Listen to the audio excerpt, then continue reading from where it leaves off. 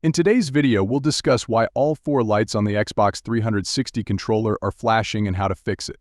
When the four lights on the controller flash continuously, it typically means the batteries are weak or another wireless device is causing interference. Here's how to resolve the issue. First, focus on the batteries. Start by recharging the battery pack. Alternatively, ensure that the AA batteries you use are new. If the issue persists, check for interference. There should be a clear line of sight between the Xbox 360 controller and your console. Metallic objects like shelves, phones, and metal dividers can cause obstructions. Remove any such objects and see if the lights stop flashing.